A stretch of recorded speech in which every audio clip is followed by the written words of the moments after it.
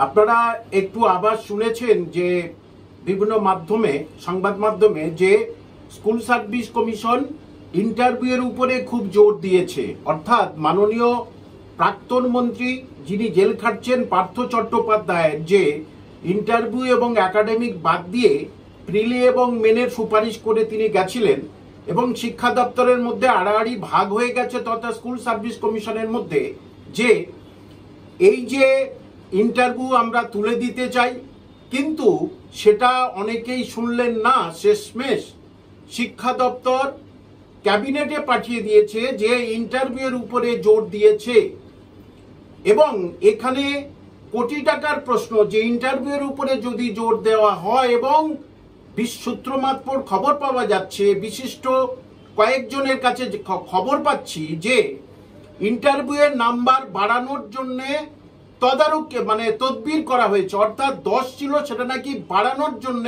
তদবির করা হয়েছে। অর্থাৎ এখানেই কিন্তু একটু দুর্নীতির গন্ধ ভাব কিন্তু আবার পেতে চলেছে। যারা পরীক্ষা দেবে নতুন এবং পুরনো তারা কিন্তু এই গন্ধটা পেতে চলেছেন, অর্থাৎ অযোগ্যদের ঠাঁই দেওয়ার জন্য কি এই নতুন পরিকল্পনা। এবং দেখুন, যদি ইন্টারভিউ হয় তাহলে এই 31শে ডিসেম্বরের মধ্যে কিন্তু কোনোভাবেই নিয়োগ প্রক্রিয়া শেষ করা সম্ভব হবে না। কারণ ধরুন বিজ্ঞপ্তি দিল মে মাসের শেষে, ধরুন তাহলে দ্রুত পরীক্ষা নিতে হবে, অর্থাৎ মে জুন জুলাই ধরলাম জুলাই মাসে 2 মাস মাত্র সময় দিল, জুলাই মাসে পরীক্ষা হলো। জুলাই মাসে পরীক্ষা হলে ধরুন আগস্টে রেজাল্ট বার হলো, ধরলাম আগস্ট বা সেপ্টেম্বর নাগাদ। তাহলে এই সেপ্টেম্বর যদি ধরি তাহলে দেখুন ইন্টারভিউ অন্তত পক্ষে 2 মাস থেকে 3 মাস হবে, তাহলে সেপ্টেম্বর অক্টোবর নভেম্বর হয়ে গেল। তারপরে রেজাল্ট বার হওয়ার পরে আপনারা জানেন কাউন্সেলিং হবে, কাউন্সেলিং আর লিস্ট 1 থেকে 2 মাস ধরে। তাহলে কি করে 31শে ডিসেম্বরের মধ্যে স্কুলে সবাই ফেরত যাবেন? অর্থাৎ নতুন পুরনো সবার ক্ষেত্রে কিন্তু এই সুপারিশ করেছে যে ইন্টারভিউয়ের নাম্বার কিন্তু বাড়াতে হবে, বাড়ানোর সুপারিশ করেছে।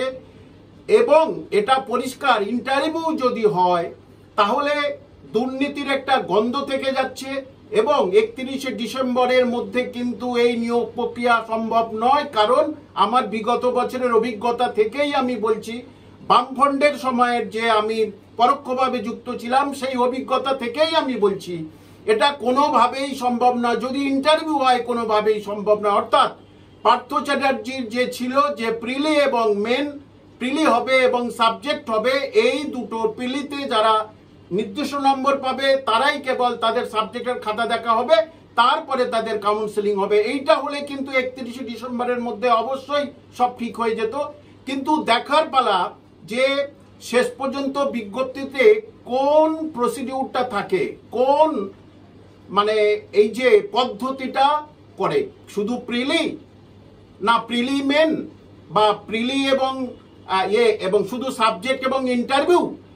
সুতরাং এটা আমাদের দেখতে হবে। কিন্তু সত্যি সবার চিন্তা বাড়লো, ইন্টারভিউয়ের নাম্বার যদি 10 থেকে বাড়িয়ে 20 করে তাহলে কিন্তু আরো বেশি সমস্যার সম্মুখীন হবে নতুন যারা চাকরি প্রার্থী তথা যারা যোগ্য চাকরি প্রার্থী, তারা কিন্তু বিপদের মধ্যে আসবে। কারণ অযোগ্যদের নেওয়ার একটা প্রক্রিয়া, এইটার কিন্তু একটু গন্ধ পাওয়া যাচ্ছে।